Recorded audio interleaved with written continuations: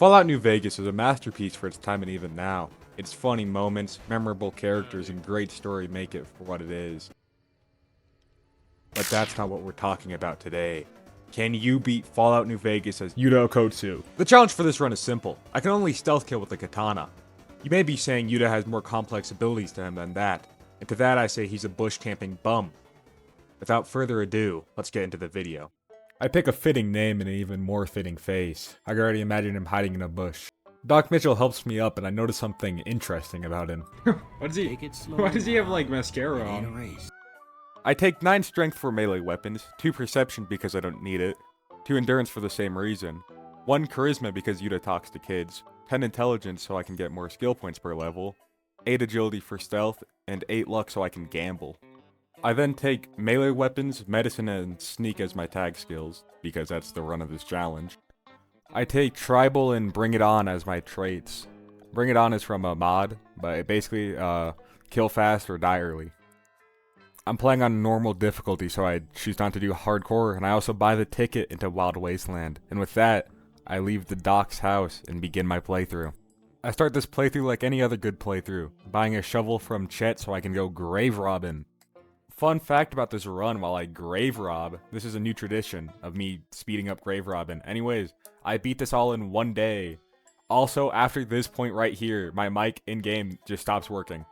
I decided to help Snuffles because I heard he was 10 years old and everyone knows Yuta helps out 10-year-olds. This guy tells me to leave his 10-year-old son alone and he's calling the cops, so I run away.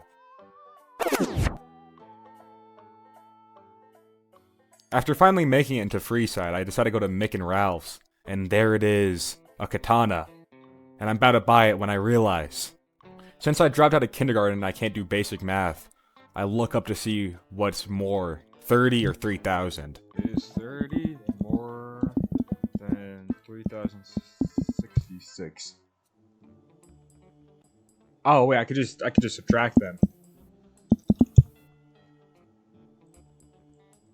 Dang it! Since I only need a couple more caps, I decided to go play some blackjack. And there, I win it big. I win all the money I need for a katana, and I buy the katana. Hooray! Try to show Chet how big of a bum I am by slicing his back open. Next is Easy Pete, and I slice his neck. Mwah! After killing Easy Pete, I make my way downtown, walking fast, faces past, and I'm homebound. Do-do-do-do-do-do.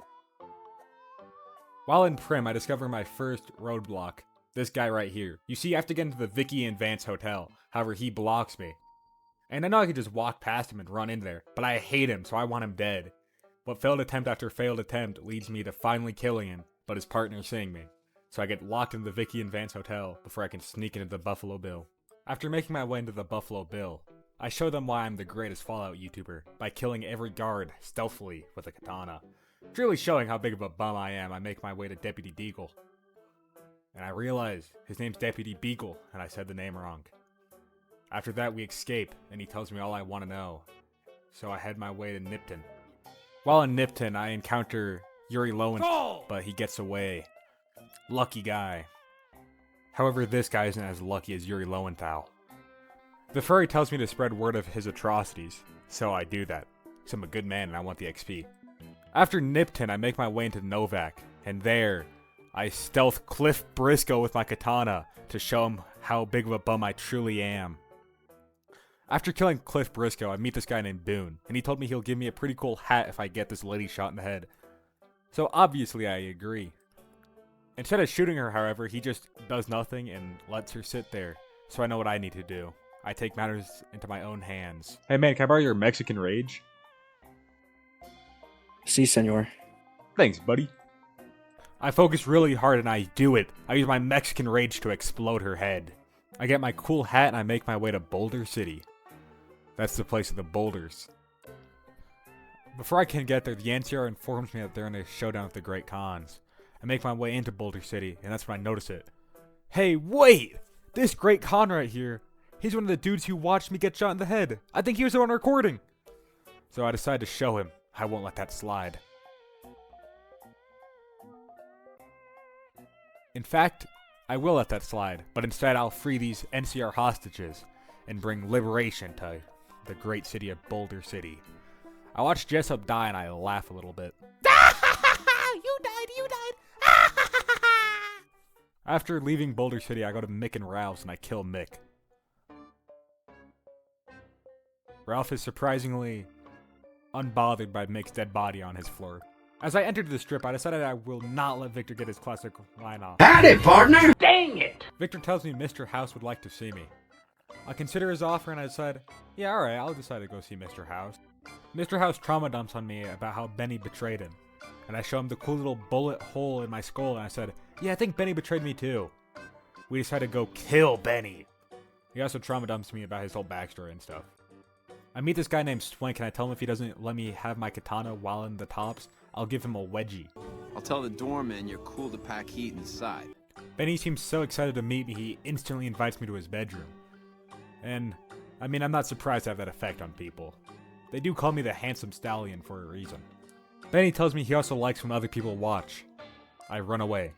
I run and run and run until I encounter Yes Man, and he tells me that he can make me happier than Mr. House ever could. I tell him I'll think about his offer.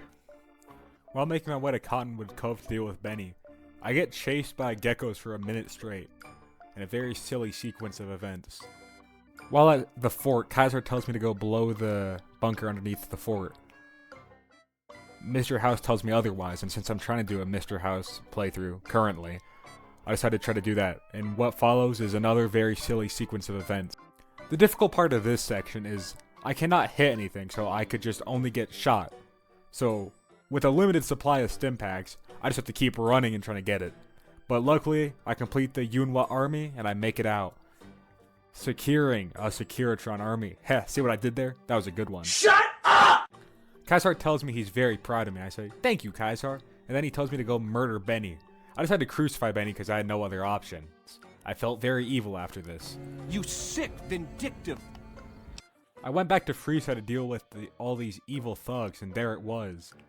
The dead Mick and Ralph Cryer. I was very shocked when I saw this. Mr. House tries to show me his cool new robots, but all I care about is the answer to my question. How much denotated wham do I need to run a Minecraft server? Soon after, I make my way to the Boomers. It is a painstakingly slow journey, and I hate it. I hated every second of the Boomers, and I always want to wipe them out. I hate the Boomers.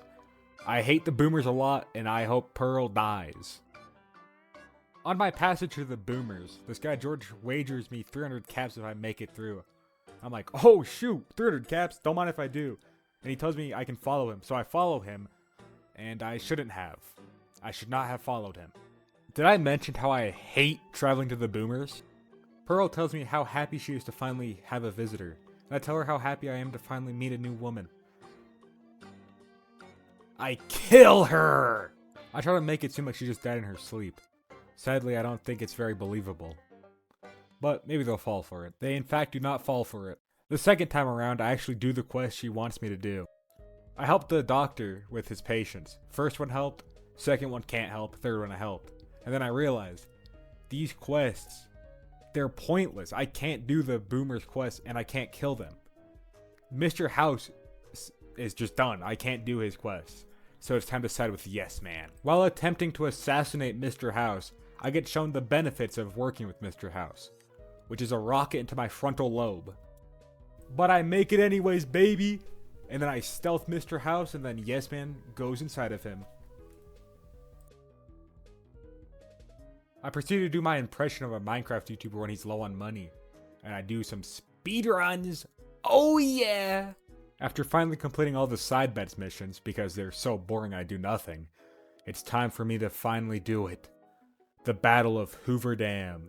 The sequel. Hoover Dam was way less of an issue than I thought because it is covered in NCR, and I have my helpful robot here, which single-handedly saves this run 5 different times during Hoover Dam. With the NCR distracting this great con, I just slice him. It's so easy. He was looking at me and I still got the stealth kill. I don't know how that works. My robot shows off this cool little light show he has as I stealth kill this NCR Ranger. Skipping forward since nothing happens. Here's the part where I thought I would lose. Because 2 guys in power armor, I only have 1 sword and I can't stealth them. But you'd be surprised. This is one of the times the robot saves the run. I kill the first one. I said I kill the first one. I missed the first one, and kill the other one somehow. But luckily the robot saves us and he guns that guy down. What a good robot. Yes Man tells me this power armor I found just laying on the floor looks great on me. I said, oh, thank you, Yes Man. And then I proceed to activate the robotic army and make my way to the Legate's camp. Since I want to add more runtime to this video, while I was recording this and like during some of these voiceovers, I watched Real Steel for the first time. Very great movie, man. I really enjoyed it. Missed out on Peak my whole life, so go watch Real Steel after this. Great movie, man. I loved it. Man, Real Steel's so good. I proceed to get horribly mutilated for the next 40 minutes, by the way. The Legate was not a forgiving place to stealth kill. I failed this so much.